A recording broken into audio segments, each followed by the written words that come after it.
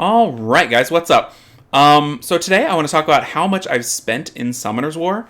I don't see a lot of these videos, but I saw one recently that was Island Grown interviewing JMac, and it just fascinates me what different people spend at different levels and how they end up investing in this game. So I thought I would share mine, and yeah, we'll see how this goes.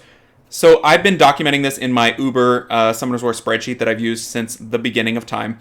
And I do it every year. Whenever I purchase a pack, I put it in there. I color code it by year because I'm an Excel nerd, and that's just how we do it. So let's cut right to the chase. MH is Mysteryhunt. That is my main account. I spent $1,315 on my main account. So yeah, that is how much I spent. Keyflower is my alt. I spent $260 on my alt. Not a lot. And my alt went through a big drought for a while, but I most recently bought something for my alt. Over my main, actually. And then supplies is just for me. This is like streaming stuff. So you can see here's my Blue Yeti mic, and here's my green screen.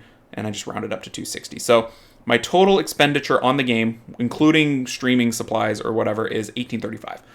So let's do some math, because I'm kind of curious now in terms of how much that equals. So if you think I've been playing since 2015... Now it's 2021. It's about 6 years because we're pretty close to that. So I'm going to say 6 years. So let's do just my main. 1315 divided by 6.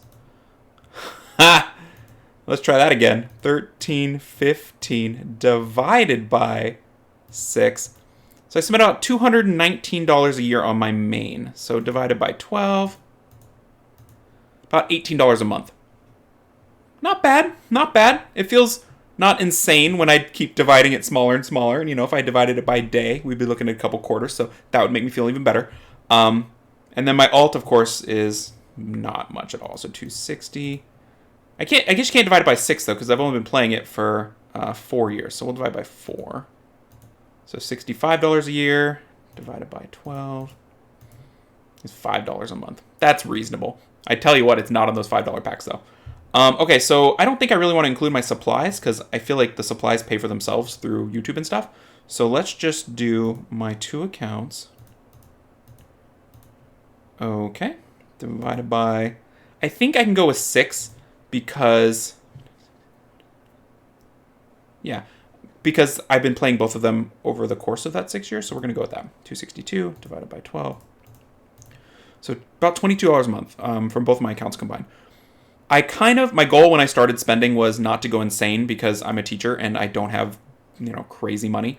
But I definitely have had a World of Warcraft subscription in my lifetime. So I was trying to keep it around the cost of a World of Warcraft subscription. And so I'm still basically there. Breaking it down by year, though, my first year playing I only spent $35 and it was over 2 days. It was those little intro packs. I was like, I'm not going to spend any money. And then those packs were crazy. I was like, I have $35. I'm going to spend that. So I did. Next year went a little more crazy. You can see the $100 are probably Transcendent Scroll type stuff, right? Or something like that. 2017, I was like really good. I only spent once, probably on a Transcendent. Looking at the timing there, it's got the date. Next year 150, but then we got a little more in 2017 where I hit my alt up a little bit, getting some of those intro packs. And then here's my Ancient Trans pack on my alt. It was the only thing I bought so far this year. But I definitely bought the Ancient Transcendence pack on my main, so here it is right here. So I bought it earlier versus later. So that's my spending. It's not nearly as much. Like when JMac was like $500 a month, I was like, oh, okay, like that's way more than I could ever afford, and probably explains why I'm not JMac tier, right?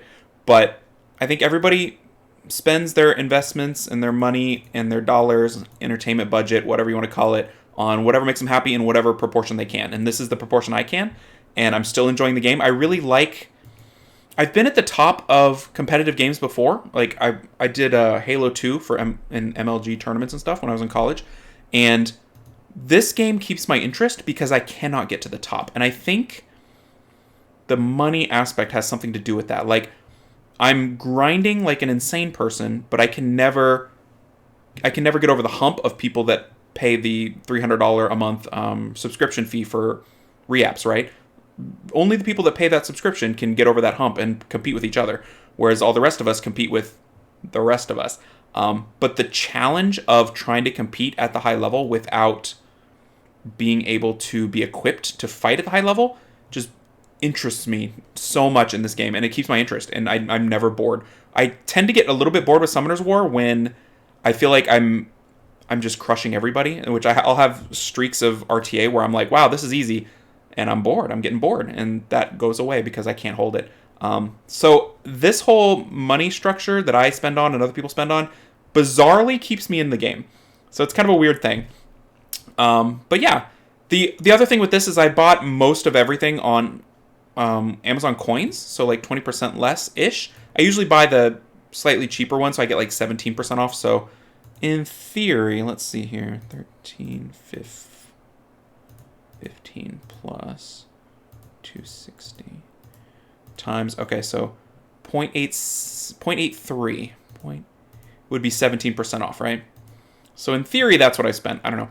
I'm fine with it over 6 years. But yeah, it's still a lot of money for a game. Like, think about how many consoles I could have bought over 6 years, or how many $60 games I could have bought. Let's do that. Let's find out. Divided by 60. I could have bought 21 $60 AAA console games. I think I've got that value out of this game. I've played this game like an insane amount. I've met a bunch of awesome people in the community. My friends play it in my guild. Like, it's been worth it. So anyway, I hope this was interesting to you guys. I found the video from Island Grown insanely interesting, and I love learning just how different people approach the financial aspect of this game, because there's a big financial aspect. If you're free to play, you don't participate in it, and you don't have to worry about it. But if you do, it's a slippery slope. You see something shiny, and you're like, gotta have it, and you just gotta be careful. So spend within your limits, spend what you enjoy, and yeah, thanks everybody for watching and continuing to support the channel. Like and subscribe so I have more dollars to throw into the spreadsheet. And yeah, I'll catch you guys in the next video. Take care, everybody.